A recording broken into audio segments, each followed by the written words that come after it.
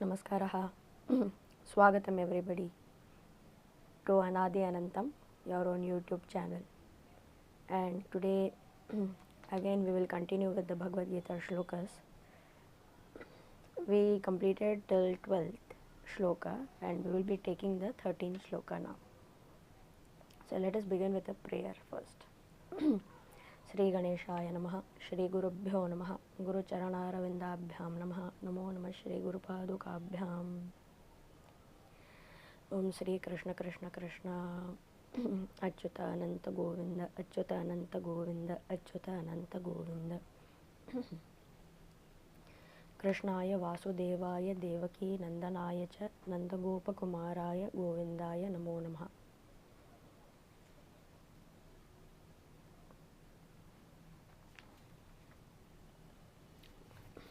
So, Atha Bhagavad Gita Shloka 13.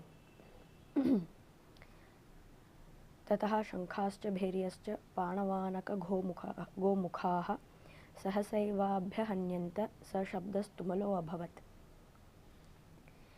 So what happened in the last shloka, Pitamaha Bhishma took his own conch and blew it like a roaring lion. What happened then was simultaneously all the other kettle drums and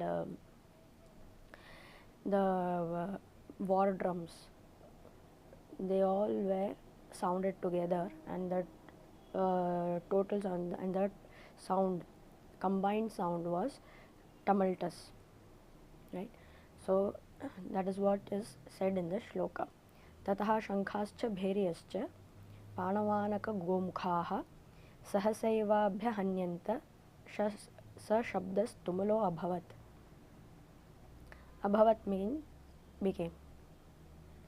Tataha shankhascha bhairiyascha panavanaka gomukhaha sahasaivaabhya hanyanta, sahasaiva simultaneously, hanyanta sa shabdas tumulo abhavat. This is shloka 13. Now let us continue with 14. ततः श्वेतैर्हयैर्युक्ते महती स्यन्दने स्थितौ माधवाः पाण्डवश्चैव दिव्यौ शङ्खौ प्रदद्मुतुः. So Shwetahair, white horses. What happened then was, on the Pandava side, so Sri Krishna seated on a chariot which was yoked to white horses. Mahati Sandane, higher seat, so elevated seat. Sthitau, he was situated on that seat. Who? Madhavaha, Sri Krishna. Pandavas chaiva, on the side of the Pandavas. Divyau Shankau Pradadmatuhu, so he blew his own divine conch. Tatha Shweta Hayair Yukte Mahati Sandane Sthitau Madhavaha Pandavas chaiva Divyau Shankau Pradadmatuhu. Now comes the interesting part. So shloka number 15. Panchajanyam Hrishikesho Devadattam Dhananjayaha Poundram Dadmau Mahashankham Bhimakarma Vrkodaraha. So the name now, even the divine conch are being given names, and it is not just name, there is some signification behind it. We will try and see if we can decipher the coded language, and if it makes any meaning to us in our day-to-day lives, what it really means. I will read it once again. Panchajanyam Hrishikesho Devadattam Dhananjayaha Poundram Dadmau Mahashankham Bhimakarma Vrkodaraha. So Hrishikesha is who? Sri Krishna. So his conch, divine conch, was named as Panchajanyam. Then Dhananjaya, Devadattam Dhananjaya. Dhananjaya is Arjuna. So why is he called Dhananjaya? Because many times he won wealth for his elder brother Yudhishthira. So that is why he got the name Dhananjaya. He won over wealth. Devadattam. So Dhananjaya, Arjuna also had his own conch, which he blew individually, and that conch was named Devadattam. Poundram dadmau mahashankham bhimakarma vrukodaraha. So vrukodara, bhimakarma, vrukodara refers to Bhima. So he is given an adjective of bhimakarma, means the one who completes or accomplishes Herculean tasks, that which is very difficult to be done. Vrukodaraha, vrukodara, vrika udaraha. Udaraha is tummy. So vrukodara is the one who keeps on eating large quantities. Vrukodaraha, voracious eater. So Poundram, so his Bhima's Shankha was called Poundram. So Poundram dadmau, dadmau meaning blue. Poundram dadmau mahashankham. So these are all mahashankhas. It is not any ordinary shankha. These are mahashankhas which can send currents of fear in the opposing party, in the hearts of their enemies, while giving up a divine message for the sages that yes, now something divine is about to happen. So now, why is such a name given to Rishikesha, or Krishna's conch, Panchajanyam? What could it signify possibly? Panchajanyam, if we try and think over this word Panchajanyam, so something related to five, right? Panchajanya, Panchajanyam. So Janya is coming out from, right? Or taking birth of. So that which is taking birth out of five. So what is taking birth out of five? What is this five? This five refers to, there are many things which it refers to. Five indriyas, five jnanendriyas, five karmendriyas, right? Pancha Mahabhuta and Pancha Tanmatra. So there are so many things here, and there are more deeper and subtle things which it's unlikely to reveal on the video. But these are the major five. So Panchajanyam. So out of these five, what took shape? The jiva. So therefore, Panchajanyam Rishikesha. So when Rishikesha or Sri Krishna himself makes a sound or nadam, then it's a creative force and it creates a vibrant energy, creative force, creative vibrant energy, which is life giving. Although it is threatening to the evildoers, but it is truly life giving. So that is why Krishna's conch is called as Panchajanyam. Now Dhananjaya, how about Dhananjaya, Arjuna? Devadattam. So what could it really signify? Devadattam could really mean literally given through God, God given. So why should that conch be called God given conch? So maybe what Arjuna, in our life, there is one Krishna and one Arjuna within each and every one of us. Do you agree? So the soul which is bound to the earthly pleasures or mundane life could be associated with Arjuna, and that Paramatma within us, which is the guiding factor and guiding force which resides in all, is Krishna, no doubt. So there is one Krishna and there is one Arjuna right here in all of your hearts, which you can realize, and in the heart of every living thing, not just human beings, even dogs, cats, cattle, the trees, the rocks, the stones also, which we generally say that it is lifeless. There is nothing which is lifeless. Everything is full of life, and everything has a Paramatma Amsha and a Jiva Amsha. So Devadattam means given by God, right? So God given gift is the sound which is coming from within without even we doing anything voluntarily. So that is why maybe his conch is named as Devadattam. Poundram. So Poundram is Pundarikaksha. Pundarikaksha is lotus side. So Poundram could be something resembling lotus.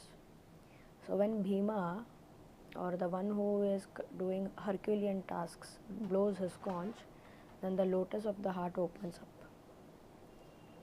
So that is what could be a signification of this shloka, which means that within each of us, divinity is starting to rise.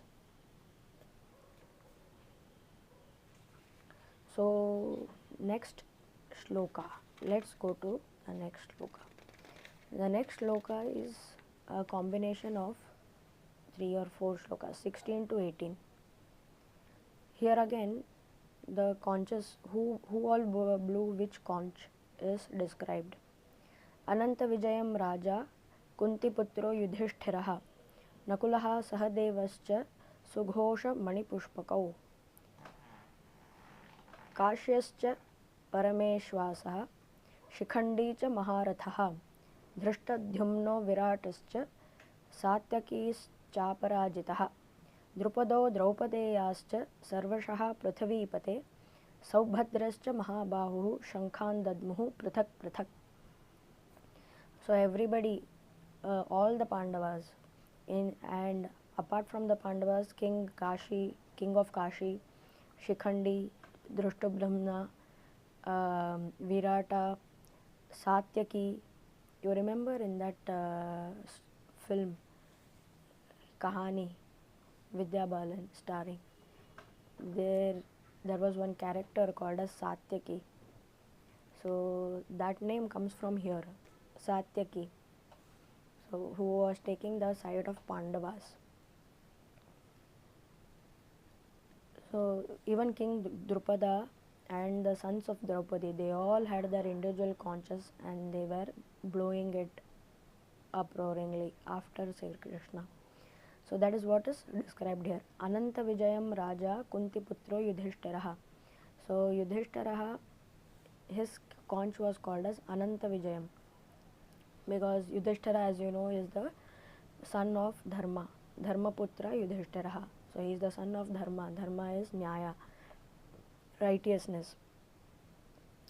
So whenever Yudhishthira is there, and his name itself signifies that Yudhasthira, he is fixated on the path of Dharma. He is not going to budge here and there.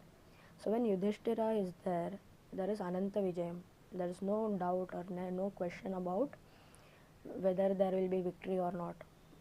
So there, doubtlessly Ananta Vijayam, and not just once, every time there is going to be victory. That is what is the sound or nada of Yudhishthira. That is the conch of Yudhishthira. Nakulaha Sahadevascha. So now Nakul and Sahadev have their own conches. Sughosha Manipushpakau. So Nakula says Sughosha. Sughosha itself says Su means nice, good. Ghosha is a shout out, right? So Sughosha is a good shout out, and Manipushpakau, so flowers in themselves which are gems. So these are certain yogic accomplishments which one can experience when the Krishna and the Pandavas, and they rise within us to be fixated on the path of Dharma. So this is the actual battle which every individual is going through in their day-to-day life. The choice between sticking to the path of Dharma and the other alternative is easy win, easy victory, and worldly attainment and worldly glory at the cost of Dharma, at any cost. When somebody says, I want this at any cost, I don't care whether it is Dharma or whatever, then you know that they are speaking the language of Kauravas. So there is one side of us which are Pandavas and one side of us which are Kauravas. Now there is always a struggle and a tug of war between these two teams, and Sri Krishna keeps on trying to make peace, when finally there it will never settle and there has to be a battle. So either one of the two, and whoever takes the refuge of Sri Krishna, they are like Pandavas, so ultimately their victory. Kauravas ultimately lose. So Adharma is going to lose every time, and Ananta Vijaya, or there is going to be victory endless number of times for those who are surrendering unto God and to Sri Krishna and walking on his path, right? You have to follow his rules and guidelines, and such people are always victorious, no matter what is the situation you are facing right now. So now Kashi Raja. Kashi Raja's conch is called as Parameshwasaha, right? Then, Kashi Raja Parameshwasa. Parameshwasa is archer, great archer. Shikhandi cha Maharathaha, Dhushtumno Viratascha Satakischa Aparajitaha, Drupado Draupadeyascha Sarvashaha Prithvipate, Saubhadrascha Mahabahuhu, Shankhan Dadmuhu, Prithak Prithak. So all these people blew their own individual conches, right? So much for now in this video. Let us continue in the next. Namo Namaha. Shri Krishna Arpanastu.